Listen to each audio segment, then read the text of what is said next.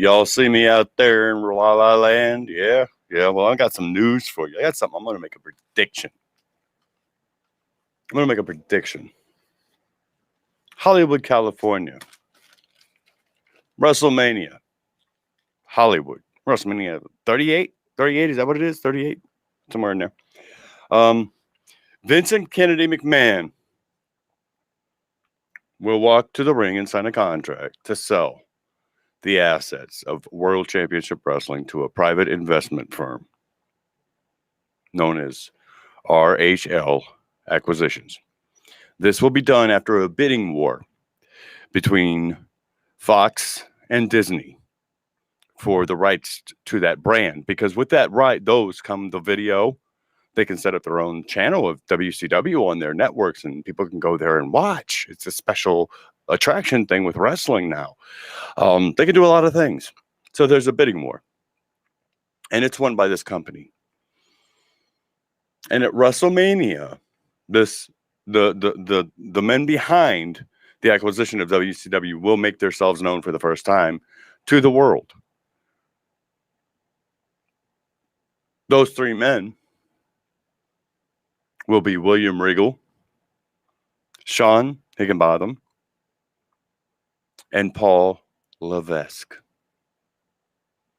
They will own the brand WCW as a privately held company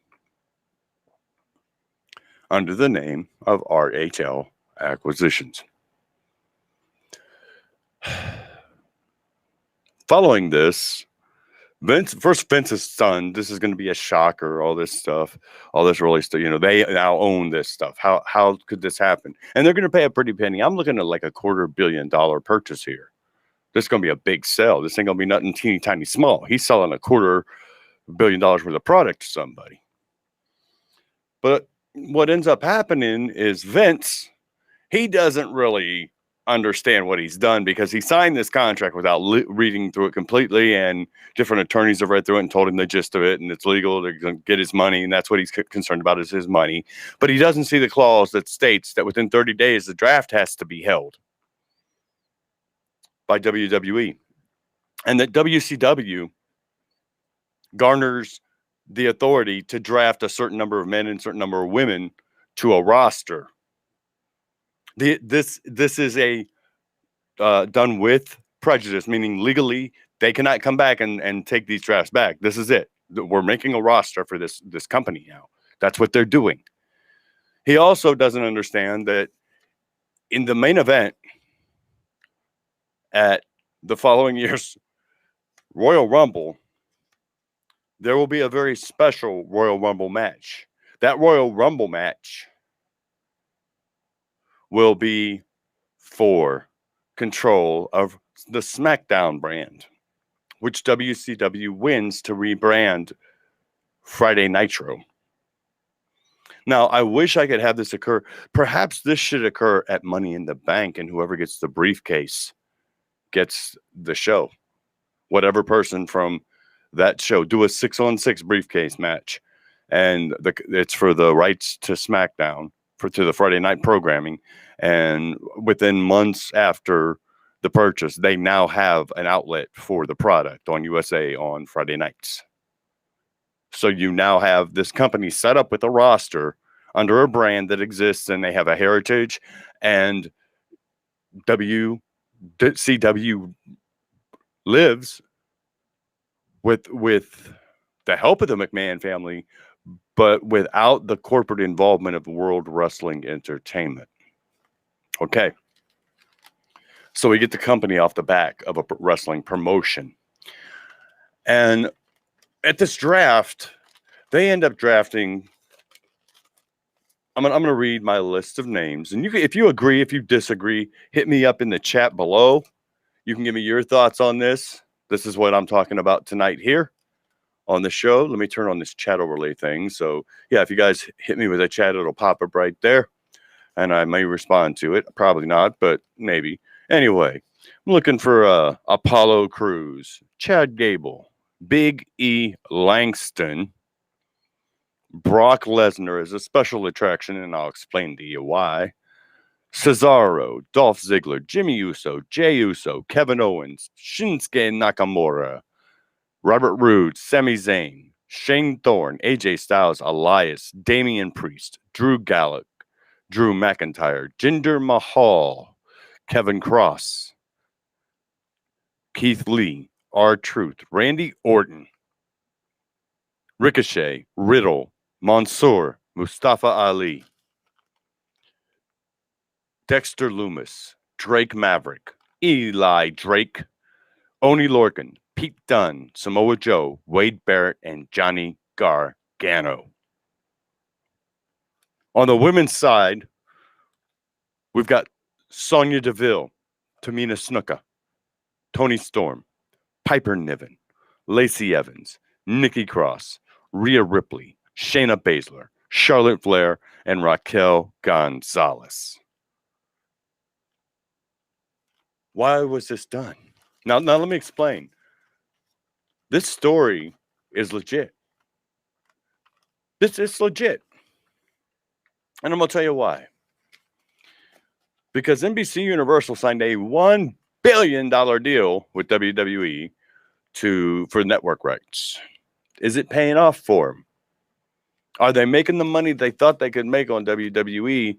Or has the product been at a point with a bloated roster with storylines revolving around 3 or 4 people mainly? You have all this talent that you don't use. You have women's divisions that are inconcise, incohesive, because it should be on one program, not every program. You treat cruiserweights like they're a joke, and these are some of the best wrestlers in your company. So something needs to be done. And now, true to life, Paul Levesque, Triple H, suffered a cardiac incident and had to undergo surgery. So he is out of the game, and we wish him well for a moment or two. And I hope he listens to what I'm saying. I hope he listens and understands that I'm trying to give you sound advice on how to keep passion alive in the fans for the product, because that's something that's WWE is doing wrong. They're not keeping the passion for the product, whereas other promotions, and since I'm not going to mention their names tonight, you know who they are. Since other promotions are doing things that are shocking and surprising, and they're walking down a different path, maybe WWE could look into maybe heading down a more traditional path in the world of professional wrestling. But you have this roster of talent, and you make divisions. You have Piper Niven. I mean, what is it they call? She's Dewdrop. It's Piper Niven. This is a bad biatch. Okay, this is Piper Niven. She's bad. She really is a decent wrestler. And the one thing about all these people is that they wrestle. They know how to wrestle. They're not sports entertainers. And you make a point. You make a point of presenting this new product as its own entity, because it's not legally owned by WWE. World Wrestling Entertainment has no hand in the product, other than, I would imagine, some financing. But that's going to be backstage. It's not going to be anything. I mean, once they acquire everything, they're going to acquire the old WCW rings and the old aprons and all the old stuff. That could be one of the way to bring, there's a lot of things I can think of that you can do to build a product. And documenting the setup from the warehouses to the new warehouses for the company, setting up the offices, things like that. These are things people might be interested in following on YouTube, on a YouTube channel, as like a vlog or special, and they don't have to be highly produced. They could just be, Triple H setting up his office, explaining why behind him on the wall is an NWA World's Heavyweight, or WCW. No, yeah. He's got a NWA World's Heavyweight title hanging up behind him that he bought from Ric Flair. He's got a WCW belt hanging up there that he bought from Ric Flair. He's got a belt. And that's what it is. And I think that they can really distance themselves by working with a man like Billy Corgan. And World Championship Wrestling is a brand. But that title doesn't have to be called the WCW World's Heavyweight Championship. That title can be called the NWA World's Heavyweight Championship. And let me tell you why. Because I could see Triple H coming out on the very first episode of the show. The first thing that happens is Triple H steps into that ring to make the announcement that there are no champions at World Championship Wrestling because there are no titles.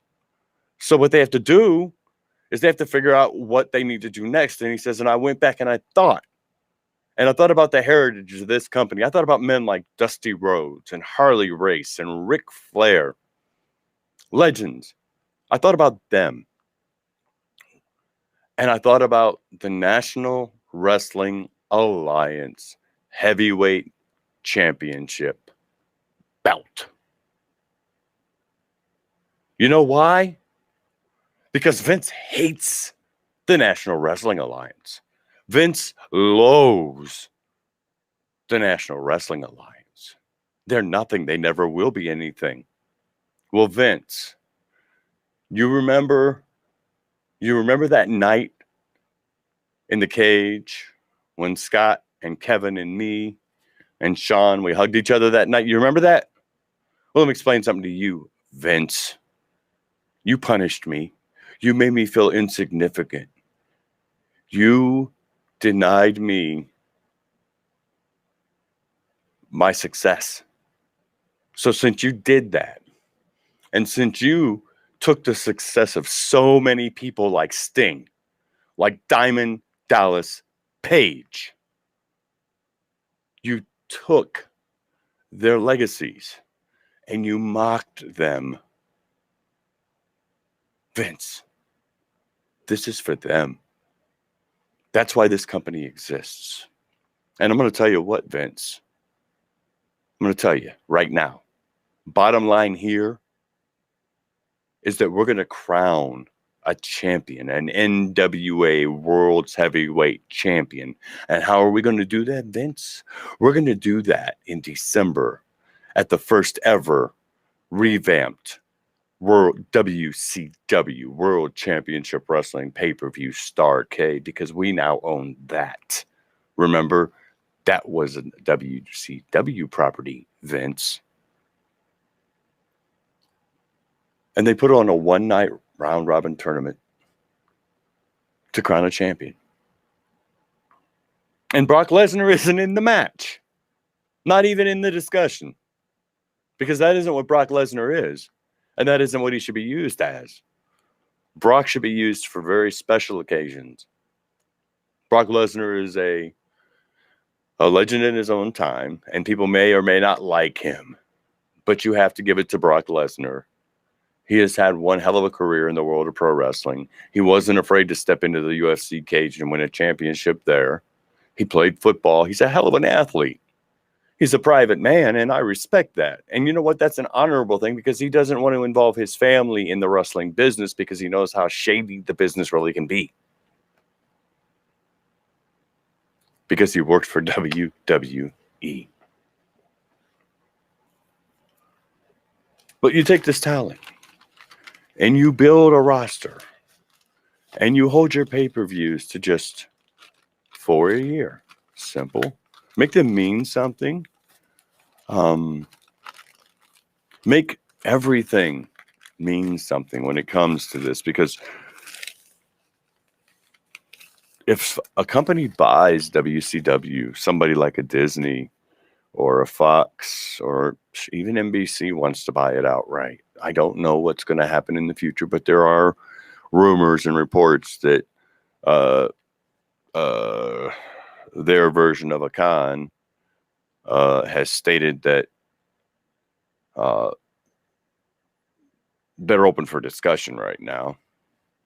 So it looks like, if McMahon's trying to get out of the company and do it by making money, more power to him. There's a suggestion right there, folks. Let Triple H and let people within the business actually own a company and produce things the right way without script writers backstage. Give them the financing need to put on the highest production that can possibly be done for the brand. But other than that, step out. step aside. Let them run everything. Let's see if there's a place in the world of professional wrestling for a professional wrestling company that's run by wrestlers. They're working on their own characters and their own stories. Yes, you have coaches there, but they're not Hollywood coaches. They're other wrestlers who can give them the insight and the knowledge into how you cut a promo. What's going to hook? How can you tell that the crowd isn't biting and you need to throw another hook or the bait's dead? How can you do this? Some companies are getting it right and some aren't because of overproduction, overthought, overwatch. Fans are leaving. Even bringing in Brock Lesnar for a pop isn't working right now. Things aren't going the way you think they should be going for a company like this. This is the king. They are the kings of professional wrestling. And it is, I take that back. I am so sorry, listeners. Please don't make me gouge my ears out with toothpicks or anything like that. I don't know what the hell you would do that for, but it was something. Anyhow, you need to do something in real life to fix the problem. And one of the ways you could really do that might be to sell off something you paid $5 million for and make thousands of times profit on that product. Legit.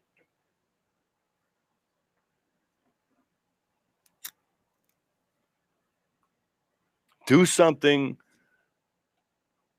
for history because you've done something to the history of professional wrestling, Vince. Do something for the history of professional wrestling. It's a storyline that would work and it would draw crowds. It would definitely bring money. But at the end of it, the payoff is legit. The payoff is Friday Nitro. The payoff is a wrestling company that, Vince, you're not in control of anymore. You don't have a say as to what happens. Old school. That's what's going to make the money now. Remember, everything new or everything old is new. We're hitting into an era in pro wrestling when people are more concerned about the matches and the wrestling than the stupid Hollywood storyline. The only time a story is great is if it's built over time, and time is not 30 days. Time isn't from hour 1 to hour 3. Time is months. Time is giving us that massive pay-per-view main event that we're striving for after telling us a story for a year to make us want to see this go down. You've done it. You're very good at doing it. Just do it. But you won't. Which means to me that you really don't care for the fans. And that says something. For someone who's watched the product for decades, that says something. You don't care about what I think. I'm not important anymore. And that sucks. I'm a 52-year-old man who's been watching pro wrestling since 1975 because his grandmother used to watch it. And it was Georgia Championship Wrestling, and it was World Wrestling Federation programming out of New York, late night on Saturday night on WOR TV. TBS 605 Saturdays, Sunday nights when they added stuff to the lineup. That's what I grew up on. WWF Saturday mornings. That's what I grew up on. I grew up having Hulk Hogan shoved down my throat to say your vitamins and your prayers and whatever else Hulk Hogan wanted you to do. Throw a racial slur out there, maybe. I don't know. Just saying. Hulk Hogan, who knows? I grew up with men like Ric Flair, who we know was a womanizer and drank and everything. He's not lied about what he's done, and he claimed to be that on TV. real life. He was the nature boy, and what he told you was the gospel truth, so he never lied to you. Can you say the same thing of Hulk Hogan? Anyhow, it's a company built on tradition. And the tradition is professional wrestling, not sports entertainment. There's so much you can do with this. So many great moments can be had because you can turn it into a legit war between Vince and Triple H, a family war.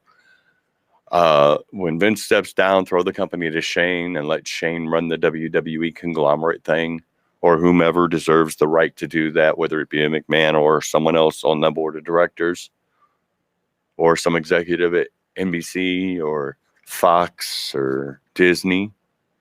Shoot, they could add this to their ESPN lineup without a problem. But what's that do for the companies already invested in the product? What's that do? Does that mean Fox now gets the broadcast rights to Friday Nitro?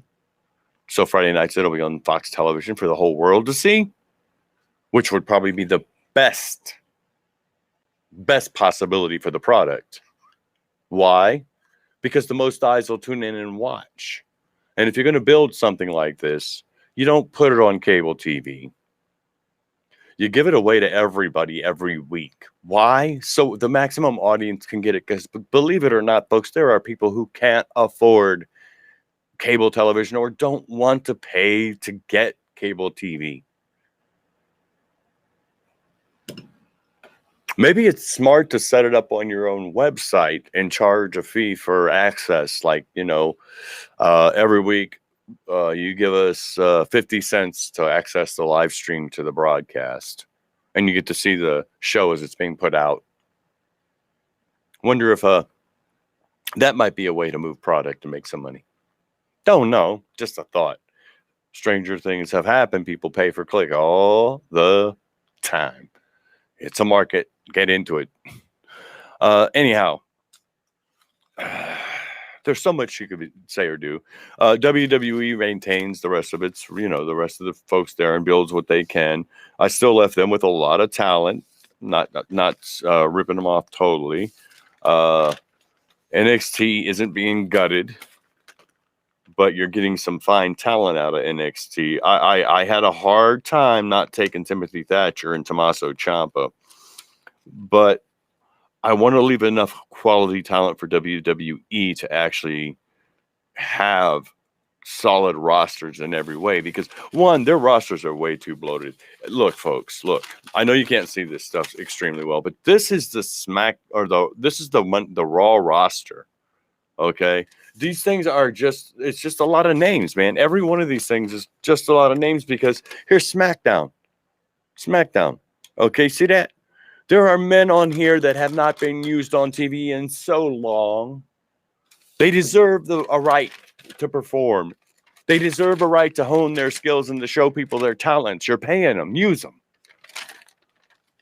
I didn't take everyone in NXT because there's way too many people in NXT for my liking. It's a huge bloated roster. It does need to be trimmed and thinned out some, a lot. There's a lot of people you're not going to use that you have, and just let them go and do smaller crops. Okay. So here's this. Okay. And this is my finalized roster for the new WCW brand. Okay. My storyline ideals, everything else that make it legit, even though, because it's legit, it's legal. It's going to be a legally binding thing that happens. But the kayfabe part is that nobody knew was that Vince was actually going to have this draft was going to go off. They're kayfabing it, but Vince is basically saying, okay, let's shift some talent around. Shifting contracts from one company to another. Now they're liable for paychecks over here on this end. Okay. They're going to make money because it's WCW. People will tune in. It's going to be a completely independent program it'll look different. It'll be different. It will be something completely different from anything that WWE does. Okay. It will be a fresh product branded WCW. You bring in the heritage of the NWA World Heavyweight Championship. So now you brought that lineage back to the company because that's owned by Billy Corrigan. And basically, you bring Corrigan in somehow because the musical talent's there. They had Jim Johnston for years. Let's see what Billy Corrigan and can manage to get together as far as music and stuff for intros and stuff, and give him a nice paycheck for doing that for your company, and allow him some creative input. And by that I mean themes. Let him look at the performer and let his emotions and his feelings about this performer bring the music out for him, so that he can write the perfect theme for the performer.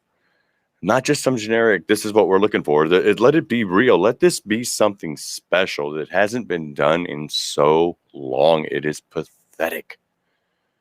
Let the world understand that what's best for business may be diversing. No, let's put that a different way. What's best for business is setting up a new business to carry on with the business. That's my opinion. And it's the only one that matters.